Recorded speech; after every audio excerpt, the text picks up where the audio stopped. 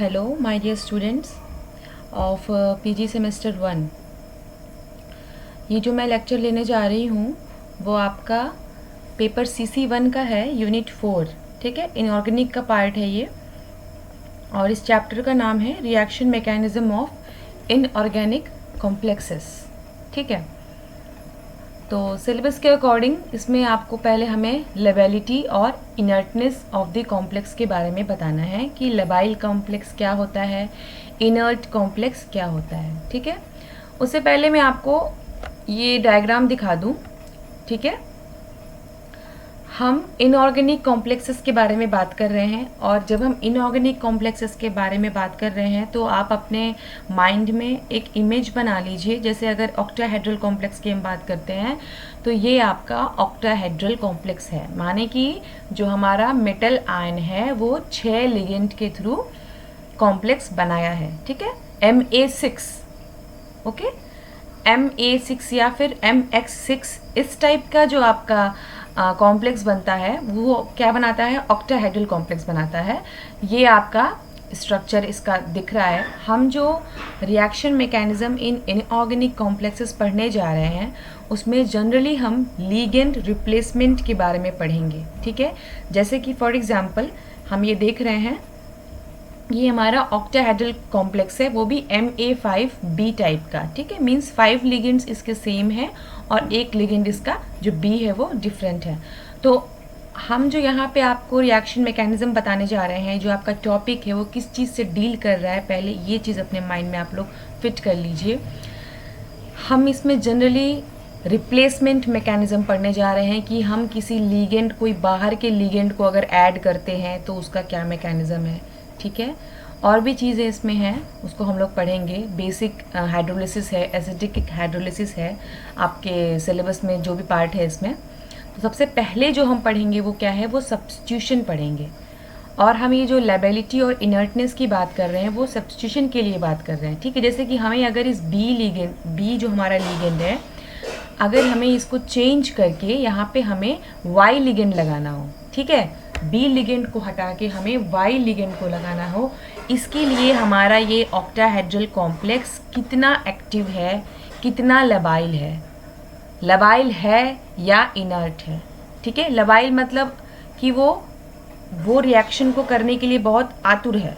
ठीक है, बहुत फास्ट करेगा।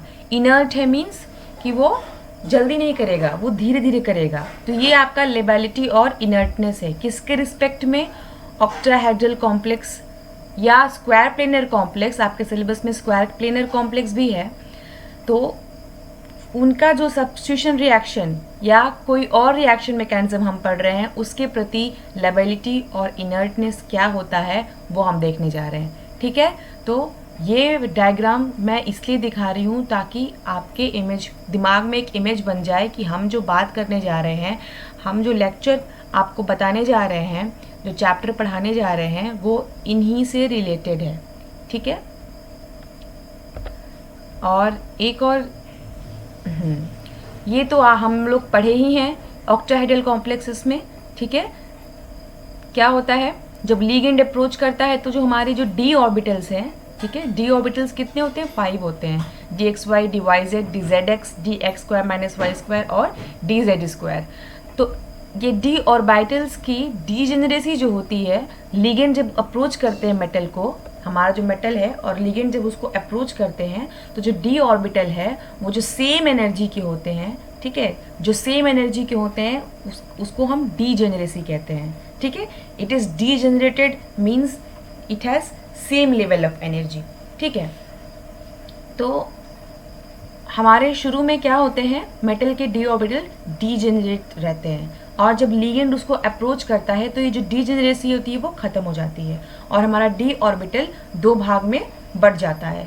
एक नीचे वाला भाग जो कि dxy, dyz, dzx होता है, ऊपर वाला भाग जो होता है वो dz² dx² - y²। ठीक है, बताया है मैंने इसको क्लास में, इसलिए मैं इसको ज़्यादा एक्सप्लेन नहीं करने जा रही हूँ इस समय। बस ये सब चीज़, ये जो पिक्चर्स मैं आपको दिखा रही हूँ वो इसलिए दिखा रही हूँ ताकि माइंड में इमेज बने कि अब जो बताने जा रहे हैं वो इन्हीं सब से रिलेटेड हम बताने जा रहे हैं। ठीक है, तो अब हम आते हैं अपने चैप्टर पे। ठीक है। तो फर्स्ट टॉपिक जो हम डील करेंगे वो क्या है, liability and inertness of the complex. ठीक है, तो हम ये आपको बता चुके हैं लबाइल कॉम्प्लेक्स किसको कहते हैं। लबाइल कॉम्प्लेक्स उसको कहते हैं जो आसानी से अपने लिगेंड के रिप्लेसमेंट में भाग ले, उसको हम कहेंगे कि ये कॉम्प्लेक्स हमारा बहुत लबाइल है। The complexes which allow exchange of one और more ligand from its coordination sphere by other ligand. हम एक किसी कॉम्प्लेक्स की एक मान लीजिए किसी कॉम्प्लेक्स की बात करते हैं, उस कॉम्प्लेक्स के लिगेंड को एक या दो लिगेंड को किसी बाहर के दूसरे लिगेंड से रिप्लेस कर रहे हैं, और ये कितना एक्टिवली पार्टिसिपेट कर रहा है हमारा रिएक्शन कॉम्प्लेक्स इस एक्सचेंज ऑफ लिगेंड में, तो जितना एक्टिवली करेगा उसको हम बोलेंगे ये हमारा कॉम्प्लेक्स उतना ही लबाइल है, उतना ही एक्टिव है। ठीक है, तो ये टर्मिनोलॉजी हो गई लबाइल। दूसरा क्या है, इनर्ट कॉम्प्लेक्स। ठीक है, इनर्ट कॉम्प्लेक्स क्या है, जो लिगेंड एक्सचेंज में बहुत धीरे पार्टिसिपेट करे या ना पार्टिसिपेट करना चाहे। ठीक है, ऐसे कॉम्प्लेक्स को हम कहते हैं इनर्ट कॉम्प्लेक्स। ठीक है, दो बातें हो गई, एक तो बहुत एक्टिव है लबाइल कॉम्प्लेक्स है जो कि बहुत फास्ट रिएक्ट करना चाह रहा है, एक हो गया इनर्ट कॉम्प्लेक्स जो कि रिएक्शन में बहुत स्लोली पार्टिसिपेट कर रहा है या फिर नहीं पार्टिसिपेट कर रहा है। ठीक है, दूसरी चीज़ हम लोग जानते हैं थर्मोडायनेमिकली स्टेबल क्या होता है, काइनेटिकली स्टेबिलिटी क्या होती है। थर्मोडायनेमिकली स्टेबिलिटी की अगर हम बात करें तो हमारा रिएक्शन कॉम्प्लेक्स कितना ज़्यादा स्टेबल है, और काइनेटिकली स्टेबिलिटी की जो हम बात करते हैं तो वो रिएक्शन हमारा कितना फास्ट मूव कर रहा है, वो आपका काइनेटिकली स्टेबिलिटी की बात हो रही है। ठीक है, तो ये हमारा जो लबाइल और इनर्ट कॉम्प्लेक्स है इसका थर्मोडायनेमिक स्टेबिलिटी से कोई रिश्ता नहीं है। अगर हम आप ये सोच रहे हो कि हमारा जो इनर्ट कॉम्प्लेक्स है वो हो सकता है थर्मोडायनेमिकली बहुत स्टेबल हो, जैसा कि हम लोग कहते हैं ऑर्गेनिक में हम लोगों ने पढ़ा है, कोई भी चीज़ अगर बहुत स्टेबल है तो रिएक्शन जल्दी नहीं करेगा। क्यों? क्योंकि वो स्टेबल रहना चाहता है। या कोई भी चीज़ अगर अनस्टेबल है तो बहुत ज़्यादा रिएक्टिव है। ठीक है, ये टर्मिनोलॉजी हम लोग ऑर्गेनिक में पढ़े थे।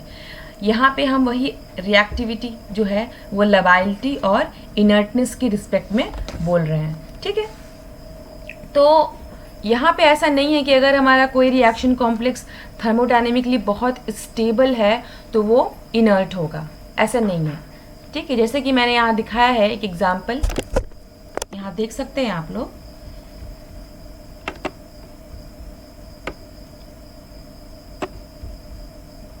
ठीक है, जैसे कि निकल का कॉम्प्लेक्स है NiCN4 2-। ठीक है, ये स्क्वायर प्लेनर कॉम्प्लेक्स है निकल का, तो ये हमारा थर्मोडायनेमिकली बहुत स्टेबल कॉम्प्लेक्स है। ठीक है, ये हमारा थर्मोडायनेमिकली स्टेबल है, लेकिन फिर भी स्टेबल होने के बावजूद भी ये काइनेटिकली क्या है, लबाइल कॉम्प्लेक्स है। ठीक है, तो जैसा मैंने कहा कि थर्मोडायनेमिकली स्टेबल अगर कोई कॉम्प्लेक्स है तो उसका हम रिलेशन लबाइलिटी और इनर्टनेस से डायरेक्टली नहीं जोड़ेंगे।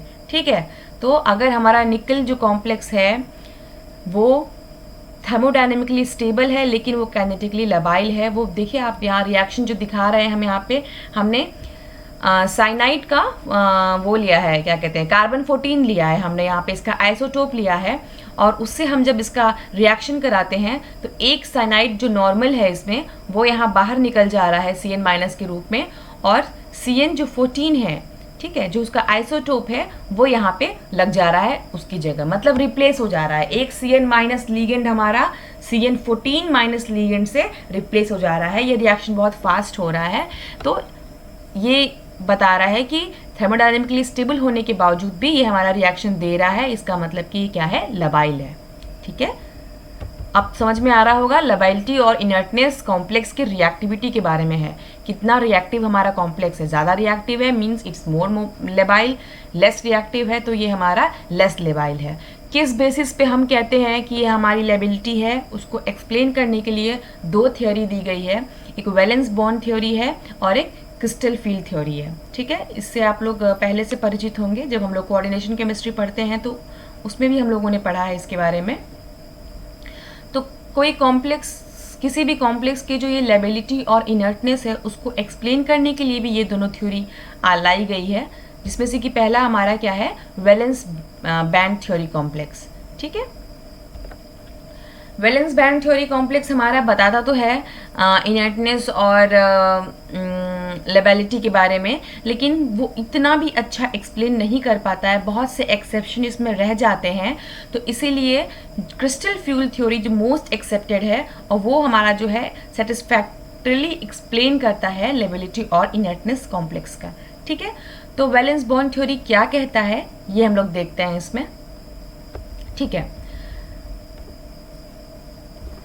वैलेंस बॉन्ड थ्योरी के हिसाब से देखिए, हम लोग जो कोऑर्डिनेशन कॉम्प्लेक्स पढ़ते हैं वो हमारा दो टाइप का कॉम्प्लेक्स बनता है, एक हाई स्पिन कॉम्प्लेक्स बनता है और एक लो स्पिन कॉम्प्लेक्स बनता है। ठीक है, स्ट्रॉन्ग, अगर हम लोग थोड़ा रिवाइज करें कोऑर्डिनेशन कंपाउंड को, तो हम लोगों ने पढ़ा है कि मेटल आयन अगर हमारा स्ट्रॉन्ग लिगेंड जो पाई एक्सेप्टर लिगेंड्स होते हैं उनसे अगर कॉम्प्लेक्स बनाया है तो हमारा लो स्पिन कॉम्प्लेक्स बनता है। ठीक है, जैसे कि फॉर एग्जांपल D2sp3।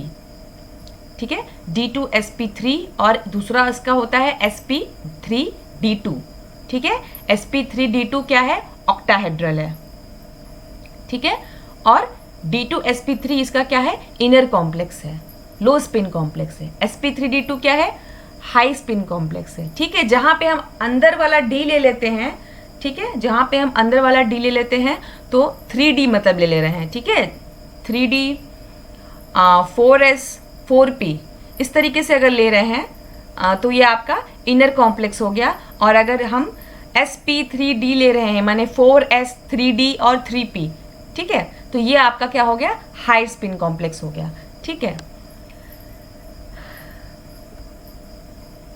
तो according to valence bond theory इनके हिसाब से क्या ये कहते हैं कि जो हाई स्पिन कॉम्प्लेक्स होता है, ठीक है, जो हाई स्पिन कॉम्प्लेक्स होता है उसमें जो मेटल और लिगेंड एक दूसरे से जुड़े होते हैं, जिस बॉन्ड से जुड़े होते हैं, मेटल और लिगेंड जिस बॉन्ड से जुड़े होते हैं, हाई स्पिन ऑर्बिटल में क्या होता है कि वो बॉन्ड काफ़ी लंबा होता है और वो वीक होता है। ठीक है, इनके हिसाब से एमएल बॉन्ड जो होता है, मेटल लिगेंड का जो बॉन्ड होता है हाई स्पिन कॉम्प्लेक्स में वीक होता है। क्योंकि वो वीक होता है तो वो आसानी से टूट सकता है। ठीक है, मेटल लिगेंड का जो बॉन्ड है वो हाई स्पिन कॉम्प्लेक्स में आसानी से टूट सकता है क्योंकि वो वीक होता है। तो इसीलिए इनके हिसाब से जो हाई स्पिन कॉम्प्लेक्स होते हैं वो आपके लबाइल होते हैं। और उसका थियरी क्या दिया इन्होंने, यही थियरी दिया कि एमएल बॉन्ड जो है वो वीक है। ओके, और दूसरी चीज़ जो उन्होंने कहा कि जो आपका इनर ऑर्बिटल कॉम्प्लेक्स है, जैसे कि D2sp3 हमने बताया आपको, उस केस में क्या हो रहा है, आपका एमएल जो बॉन्ड है वो उतना वीक नहीं है, दैट इज स्ट्रॉन्ग। तो एमएल बॉन्ड हमारा इतने आसानी से नहीं टूट सकता। तो इनके हिसाब से जो हमारा इनर ऑर्बिटल कॉम्प्लेक्स है वो हमारे क्या हो गए, इनर्ट हो गए। ये चीज़ बताया है वैलेंस बैंड थ्योरी में, देखा जाए। According to this theory the metal complexes undergoing substitution reaction, मैंने कहा था आपको कि हम ये जो लेबिलिटी और इनर्टनेस की बात कर रहे हैं ये रिएक्शन की बात कर रहे हैं, मतलब रिएक्शन देने की बात हो रही है। जैसे कि यहाँ पे मैंने बताया अंडरगोइंग सब्स्टिट्यूशन रिएक्शन, आगे हम पढ़ेंगे इसमें कि व्हाट इज सब्स्टिट्यूशन रिएक्शन। जैसा हम लोग ऑर्गेनिक केमिस्ट्री में पढ़ते हैं सब्स्टिट्यूशन रिएक्शन, उसी तरीके से हम यहाँ इनऑर्गेनिक केमिस्ट्री में भी सब्स्टिट्यूशन रिएक्शन पढ़ेंगे। तो the metal complexes undergoing substitution reaction through dissociative or SN1 mechanism would be labile if bond between ligand and central metal ion is weak। ठीक है, अगर हमारा सेंट्रल मेटल जो है और जो लिगेंड है उन दोनों के बीच की जो बॉन्ड है अगर वो वीक है तो हमारा वो मेटल कॉम्प्लेक्स क्या है, लबाइल है। ठीक है, सीधी सी बात। दूसरी चीज कह रहे हैं it will B inert if the bond between ligand and central metal ion is strong. अगर मेटल और लिगेंड का जो बॉन्ड है वो स्ट्रॉन्ग है तो हमारा मेटल कॉम्प्लेक्स क्या है, वो इनर्ट है। ठीक है, क्यों, उसका रीजन देख लीजिए। Since the outer ML bond utilise metal hybrid orbital containing contribution from outer nd orbital. ठीक है, it will be less stable than ML bond. सीधी सी बात है, जो बाहर वाले हम लोग पढ़ते भी हैं, जो जितना आउटर नंबर ऑफ शेल्स जो बढ़ रहा है आपका, तो वहाँ पे क्या होता है, बॉन्डिंग न्यूक्लियस से अट्रैक्शन क्या हो जाती है, कम हो जाती है। और अगर इनर ऑर्बिटल की बात कर रहे हैं, 3D को देखिए और 4D को देखिए या 4s को देखिए, तो 3 और 4 में शेल इंक्रीज हो रहा है, नंबर ऑफ शेल इंक्रीज हो रहा है, तो फोर्स ऑफ अट्रैक्शन भी क्या होगा, घट जाएगा। तो उसी तरीके, तो वही बात इसमें लागू हो रही है। इनके हिसाब से जो बाहर वाले ऑर्बिटल हैं उनका ml बॉन्ड जो है वो वीक होगा क्योंकि वो बाहर वाले शेल से कनेक्ट हो रहे हैं, ठीक है। इनर ऑर्बिटल वाला जो है उनका ml बॉन्ड स्ट्रांग होगा क्योंकि वो अंदर वाले d ऑर्बिटल से कनेक्ट हो रहे हैं, ठीक है। तो इनर n-d ऑर्बिटल, अगर हम उसमें nd की बात कर रहे हैं, आउटर वाले में अगर 4s की बात कर रहे हैं, तो इनर वाला n-1d यानी कि 3d हो गया, ठीक है। नेक्स्ट चीज़ क्या कह रहे हैं ये, हाँ वही बात हो गई। This means the ml bond of outer orbital complexes which utilises ns-np3-nd2 hybrid orbital, ठीक है। ये बाहर वाला हो गया, जैसे 4s 4p 4d, ठीक है। Will be easily delinked then ml bond utilising inner orbital complexes, जो कि आपका n-1 एक घट गया यहाँ पे। दिस मीन्स दैट ऑल, ठीक है, वही चीज़ जो मैंने आपको एक्सप्लेन किया है वही यहाँ पे लिखा हुआ है कि इनके हिसाब से जितने भी बाहर वाले ऑर्बिटल के कॉम्प्लेक्स होते हैं वो सारे लेबाइल हो गए और जो अंदर वाले हैं वो इनर्ट हो गए। एक और बात इसमें बताया गया है,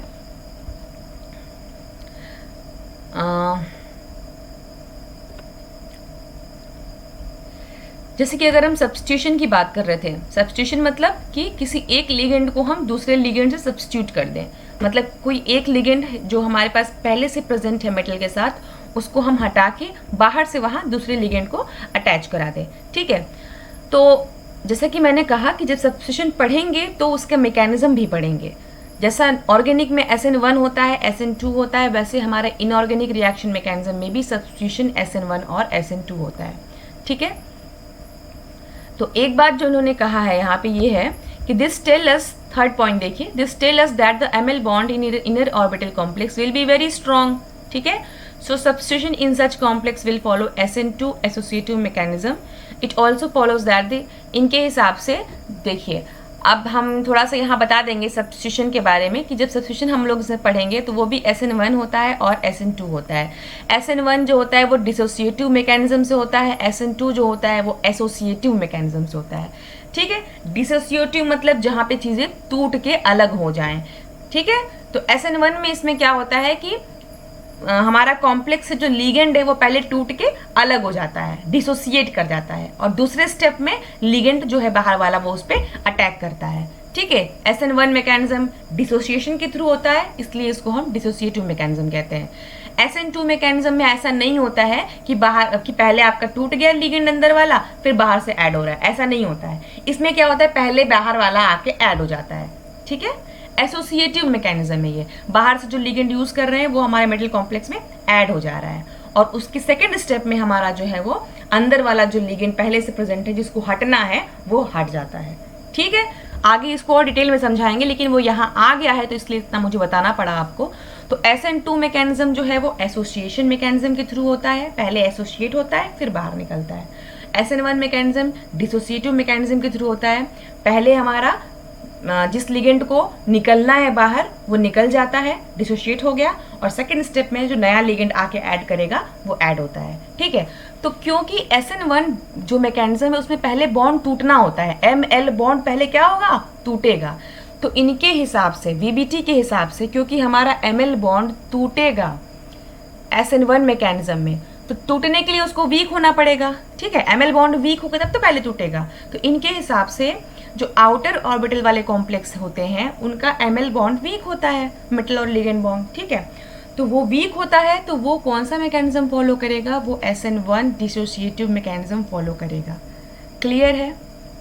इतना बताने का बस यही मकसद था कि VBT थ्योरी के हिसाब से जो हमारे हायर ऑर्बिटल कॉम्प्लेक्स होते हैं वो SN1 डिसोसिएटिव मैकेनिज्म फॉलो करते हैं। क्यों? क्योंकि इनके हिसाब से हायर ऑर्बिटल जो कॉम्प्लेक्स होते हैं उनका मेटल, सेंट्रल मेटल और जो लिगेंड के बीच के जो बॉन्ड होते हैं वो वीक होते हैं। वीक होते हैं मतलब आसानी से टूट सकते हैं, वो लबाइल होते हैं, आसानी से टूट सकता है, इसलिए वो कौन सा स्टेप फॉलो करेगा, SN1 फॉलो करेगा। और इनके हिसाब से जो इनर ऑर्बिटल कॉम्प्लेक्स होते हैं उनका ML बॉन्ड बहुत स्ट्रांग होता है तो वो पहले टूट नहीं सकते, तो ये कौन सा मैकेनिज्म फॉलो करते हैं, SN2 एसोसिएटिव मैकेनिज्म, पहले लिगेंड का एडिशन बाद में निकालना। क्लियर है आप लोग को? ठीक है। तो VBT थ्योरी से हमको दो चीज़ें मालूम चली, रिवाइज कर लेते हैं थोड़ा। हायर ऑर्बिटल जो कॉम्प्लेक्स है उनका ML बॉन्ड वीक होता है, ठीक है। तो वीक होता है, आसानी से टूट सकता है, इसीलिए हमारे जो हायर ऑर्बिटल कॉम्प्लेक्स हैं वो क्या होते हैं, लबाइल होते हैं। ठीक है, वीबीटी थ्योरी के अकॉर्डिंग इनर ऑर्बिटल कॉम्प्लेक्स, क्योंकि वो अंदर वाले शेल यूज़ करते हैं, इनर वाले शेल से बनाते हैं कॉम्प्लेक्स, तो वो ज़्यादा स्ट्रांग होता है एमएल बॉन्ड इसमें, इसीलिए ज़्यादा स्ट्रांग होता है, तो ये इनर्ट या स्लो होते हैं रिएक्शन के लिए। ठीक है, ओके। एक चौथा पॉइंट ज़रा ध्यान देने वाली बात है, इसमें इनर जो ऑर्बिटल कॉम्प्लेक्स है उनके लिए कुछ रियायत बताई गई हैं। इनर ऑर्बिटल जो कॉम्प्लेक्स हैं कुछ ऐसे होते हैं जो उसमें भी लबाइल हो जाते हैं।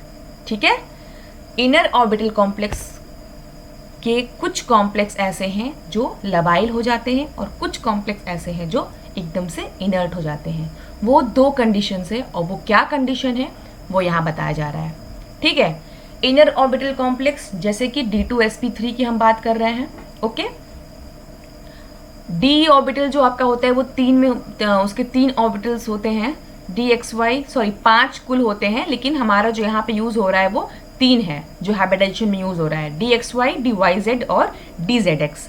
ठीक है, तो इनर ऑर्बिटल कॉम्प्लेक्स में वीबीटी थ्योरी के हिसाब से अगर इन 3 डी ऑर्बिटल्स जो कि नीचे वाले होते हैं T2G वाले, DXY, DYZ, DZX, एक भी इनमें से अगर खाली है, चाहे वो DXY हो, चाहे वो DYZ हो, चाहे वो DZX हो, एक भी अगर खाली है तो इनके पास खाली कमरा है कि वो बाहर से लिगेंड को बुला के कॉम्प्लेक्स बना सके। इसका मतलब कि अगर एक भी डी ऑर्बिटल खाली है तो वो हमारा लबाइल बन जाता है। ठीक है, ध्यान देने वाली बात है ये। दोबारा से बोलते हैं, इनर ऑर्बिटल कॉम्प्लेक्स जो हमारे हैं उनके जो देखिए lability in inner orbital complex, since D2sp3 hybrid orbitals are filled with 6 electron pairs donated by the ligands, ठीक है, Dn electron of metal occupies DXY, DYZ, DZX।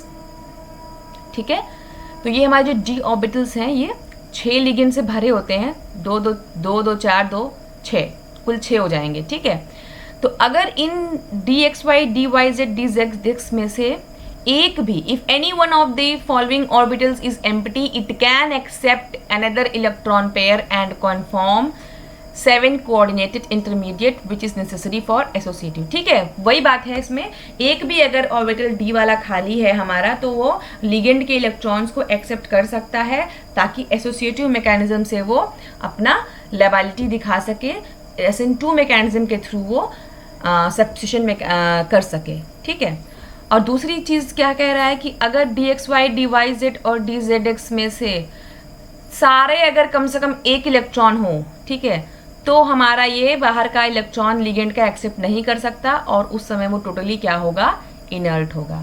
कहने का मतलब कि D0, D1 और D2 ये आपके लेबाइल हो जाएंगे। यहाँ देखिए 5th पॉइंट, D0, D1 और D2, क्यों? क्योंकि D0 में तो तीनों खाली रहेंगे, तो ये आराम से बाहर वाला लिगेंड के इलेक्ट्रॉन पेयर्स एक्सेप्ट कर सकते हैं, तो ये आपका लेबाइल में आ जाएगा फॉर इनर ऑर्बिटल कॉम्प्लेक्स। ठीक है, D1 की बात करें तो D1 में भी एक में भरा है, बाकी 2 खाली है, 2 खाली है तो वो भी एक्सेप्ट कर सकते हैं, तो ये भी आपका लेबाइल हो सकता है। D2 वाले में 2 डी ऑर्बिटल भरे हुए रहेंगे, एक खाली रहेगा, तो ये भी आपका लेबाइल है।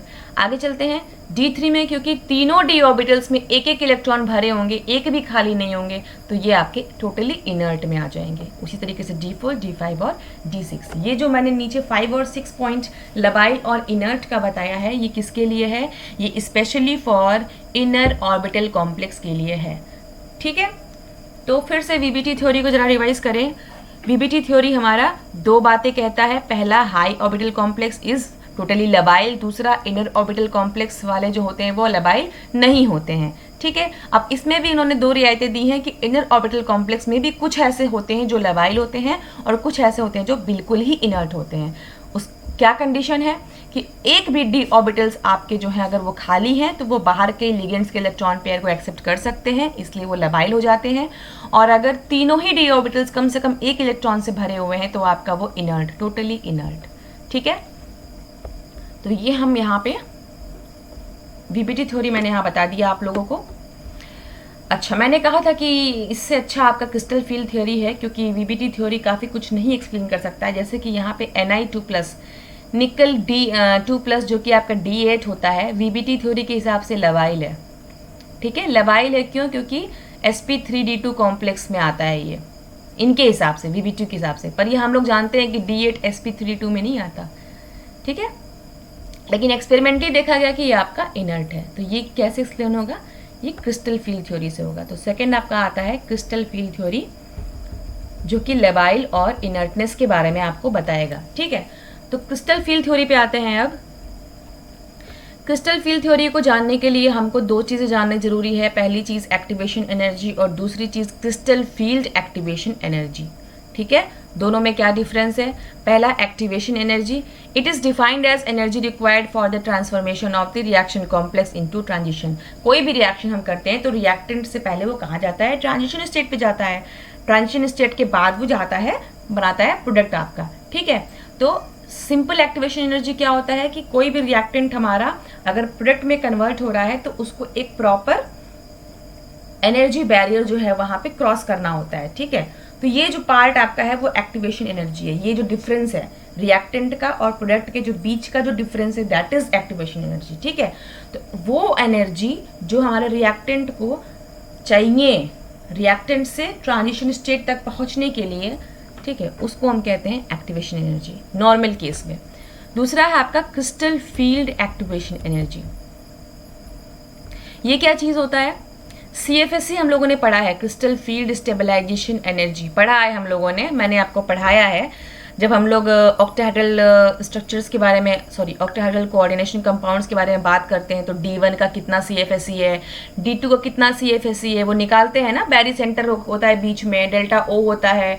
ठीक है, नीचे वाला आपका 0.6 होता है, ऊपर वाला, सॉरी, नीचे वाला -0.6, ऊपर वाला 0.4 होता है। तो जितने इलेक्ट्रॉन होते हैं उसमें हम लोग इंटू करके इस तरीके से CFSE निकालते हैं। ठीक है, पढ़ा है हम लोगों ने। तो अब CFAE क्या होता है? ये जो क्रिस्टल फील्ड एक्टिवेशन एनर्जी है, ये क्या चीज़ है? CFSE हमारे रिएक्टेंट कॉम्प्लेक्स का, ठीक है, और CFSE हमारा जो इंटरमीडिएट है या जो ट्रांजिशन स्टेट है, उनके बीच की जो डिफरेंस है उसको हम कहते हैं crystal field activation energy. Clear है सबको?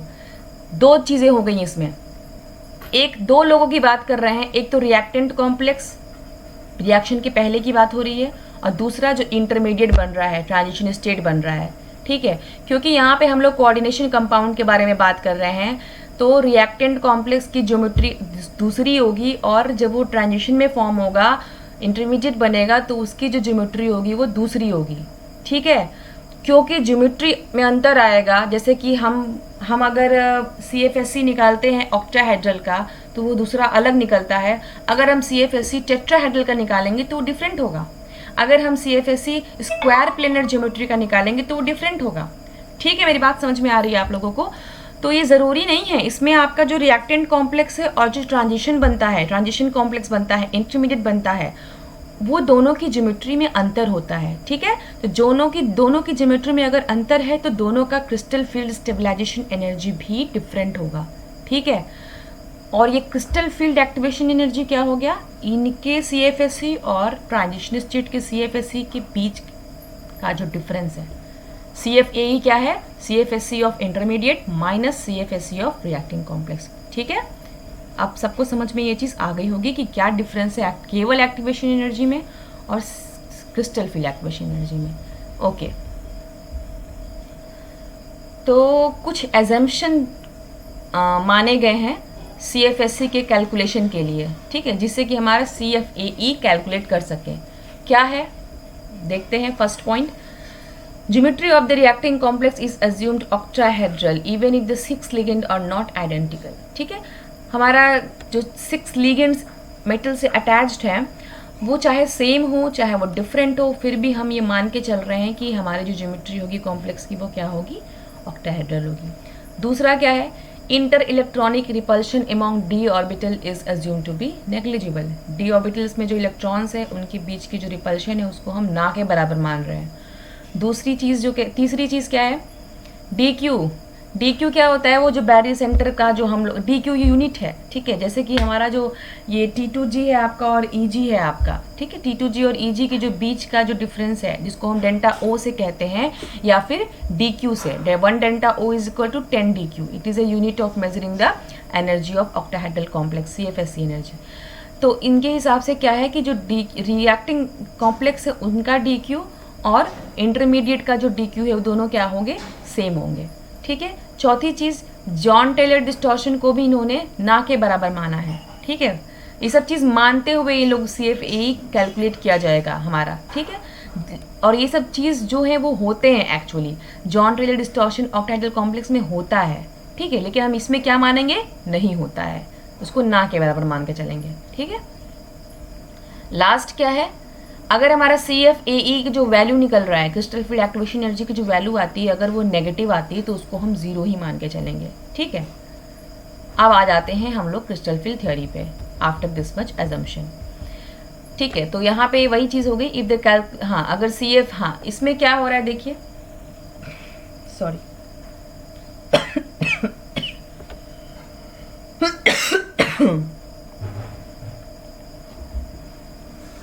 सॉरी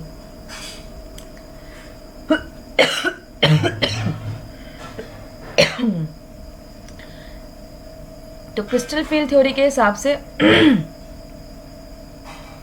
अगर हमारा crystal field activation energy negative है या 0 है या कम है, पहले ही मैंने बोल दिया कि जब नेगेटिव है तो नेगेटिव है तो हम उसको 0 मान के चलेंगे, ठीक है। तो अगर CFAE 0 आ रहा है